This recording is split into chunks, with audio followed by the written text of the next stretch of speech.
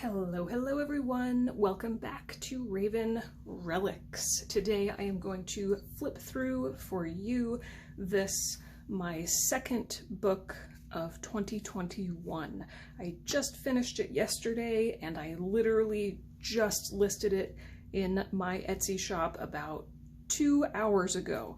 So usually I try to make a flip through video before I post things to Etsy, but to be totally honest, I tried so hard to get this in my shop by the end of January, and it's technically February 1st, so I was just hyper-focused on getting it in my shop.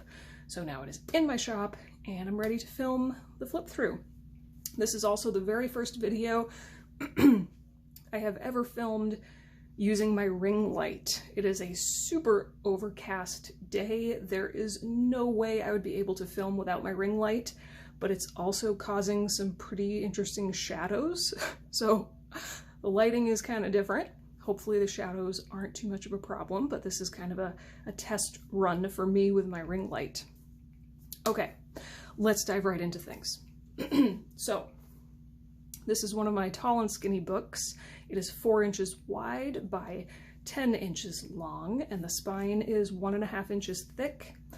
It is 364 pages front and back, 13 signatures, and it is a semi-blank journal, one of my standard semi-blank journals, just like the last one that I posted.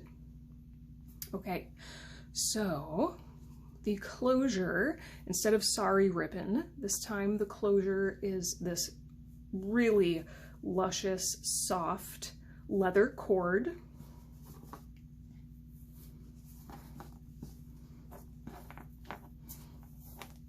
And of course, I have a skeleton key, a real skeleton key laced through it. This key it's legit. I mean, and it was dirty. This key was actually dirty when I got it. Real stuff. I had to clean it real good. Okay. Now, the covers are really the star of the show, in my opinion. These covers are made with real Italian paper. This is medieval style Italian paper, and hopefully my ring light will help me to show off the shimmery amazingness. It's this beautiful, rich orange with brown and gold, and I even took my gold pen and I added a few extra little splashes of gold ink just to add to the gold amazingness. And then down here we have a label. I almost wrote something there myself, but I decided not to, so you can write whatever you want there, if anything. And then we have a strip of amber colored velvet to just edge the spine. Here's the back, pretty much identical to the front. Let's see, there we go. Except I added this little book label to the top corner. And here's the spine. As always, I have used Professional Bookbinder's board for the covers, archival grade adhesive, 100% Irish linen waxed thread, and 50-pound drawing paper. Every single sheet of paper is individually dyed in neutralized coffee for an aged, grungy effect. All right.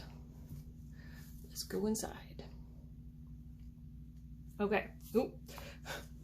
That was out of place from the first time I attempted to film this and failed. Okay, so we have a double-sided black velvet bookmark. And then my usual front cover pocket filled with ephemera. I won't take everything out. You kind of saw this one out of place. Just esoteric, somewhat, you know, on theme ephemera for the atmosphere of the book I was going for. And then you can see behind the ephemera is this really beautiful chocolate brown floral end papers. Okay. So you guys know that I put a tissue guard and a title page at the very front of all my books now. Instead of just using a plain piece of tissue paper for this book, I decided to use some patterned vellum. It is beautiful. And I added some ink splatter. There's a lot of ink splatter in this book. Let's see if I can get this bookmark. I don't want to fold the bookmark incorrectly. So that's the tissue guard, and then the title page has this really pretty feminine, old world looking border, or header, I should say, with more ink splatter.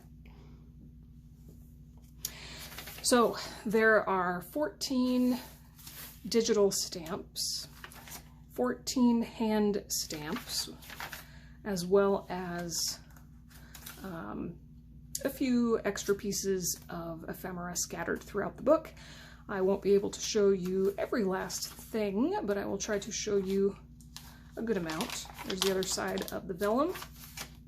There are ripped pages and burnt edges. Most of the stamps are from Empire line stamps.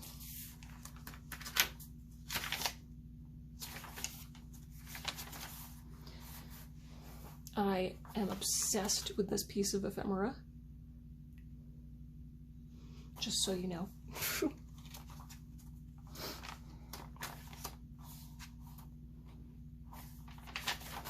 A few little pieces of patterned paper that I also sewed in. Some tags. There's a burnt edge.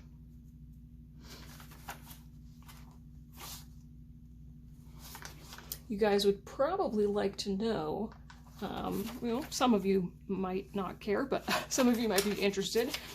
Oh, I absolutely love this digital image of a rabbit. Some of you might be curious to know that after I have coffee dyed all the papers and I am ready to cut them to size, I go through every single piece of paper, one by one, and I lay them in such a way that the grungiest side, and I don't mean side as in front to back, I mean side as in left and right, I stack the papers one at a time with the grungiest side of each sheet on one side and the lesser grungy side on the other side, so that when I go to cut the papers to size, I can cut from the side that has the lesser amount of grunge. That way the book has the most amount of grunge. And sometimes it can seem like a tedious little extra step, but it is completely worth it to me, just to get that extra level of agedness in my books.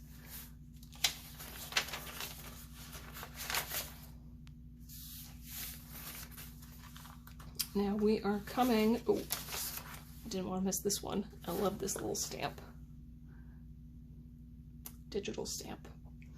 We are coming to my favorite page, this page. So we have a beautiful little digital stamp of a tree, and then a piece of Italian ephemera I have used before in a few different books.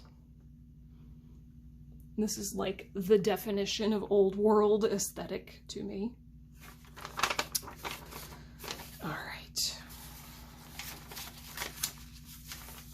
So here is a pretty architectural digital stamp, another tag, burnt edge with some lined paper, a couple more hand stamps in there, another, whew, why is it always harder to talk when the camera is on than when it's off? Another digital stamp.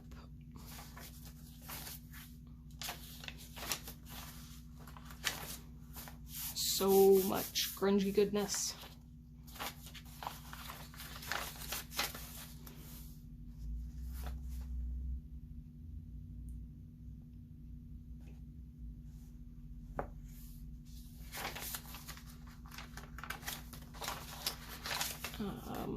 Another piece of ephemera on some patterned paper. There is a digital stamp of a weather vane with a dragon on top.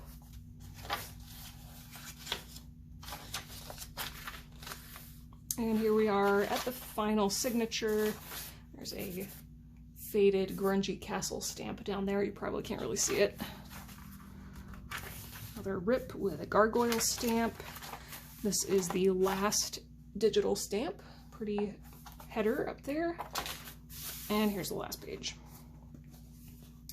My maker's mark and the nameplate. Medieval style nameplate. Okay.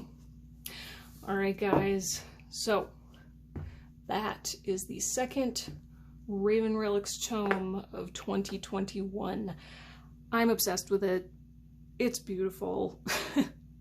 It's in my shop as we speak, like I said, and I'm ready to move right along to the batch of books that I have planned for February. Hopefully, I have every intention of making more than 2 books in February, like I did in January. I think I can do it if I put my mind to it, so we shall see. So anyway, guys, all of my links are in the description box down below. You can follow me on Instagram or check out my website. I'm also on Patreon. It's all there. So I appreciate you guys. Thank you so much for joining me today. Leave me a comment or a question down below and I'll get right back to you. And until then, I will see you next time. Bye.